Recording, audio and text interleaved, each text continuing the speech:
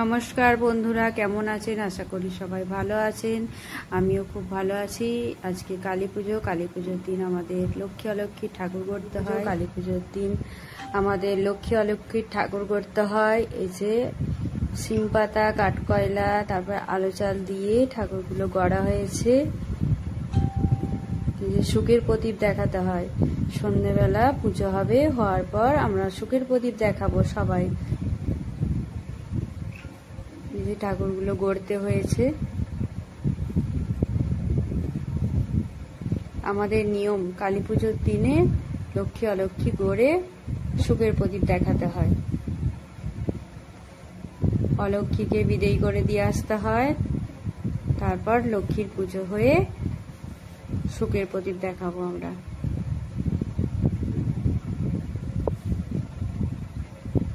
যে আমরা ঠাকুরগুলো করেছি, কেমন হয়েছে?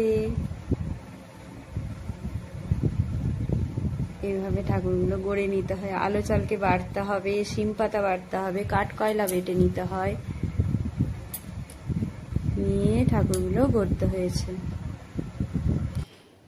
এই যে দেখো, সন্ধে টন্ধে দিয়ে আমরা অলক্ষ্মী বিদেয় করতে যাচ্ছি। অলক্ষ্মী বিদেয় করে এসে সুখের প্রদীপ দেখাবো।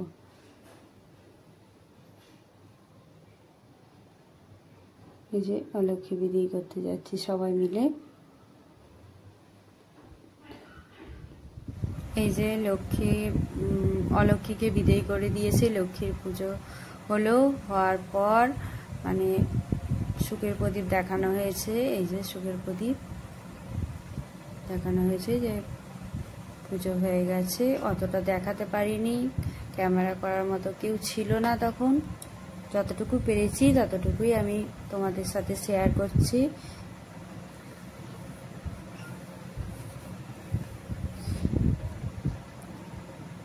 একটু একটু করে সবকিছুই তুলে ধরেছি তোমাদের। এই যে সুখের প্রদীপ দেখানোর পর আমি বাড়িতে এসে প্রদীপ জ্বালিয়ে ঠাকুরের কাছে ঘুরিয়ে দিয়ে প্রদীপ জ্বালিয়ে দিয়েছি। আচ্ছা, আমার সকল বন্ধুদের জন্য দীপের মতো জ্বলে উঠুক আশা, দূর হোক সব অন্ধকার, মায়ের আশীর্বাদে ভরে উঠুক আমাদের পথ চলা। আমার সকল বন্ধুদের জানাই শুভ কালী পুজো ও দীপাবলির অনেক শুভেচ্ছা ও ভালোবাসা। সবাই ভালো থাকবেন, সুস্থ থাকবেন।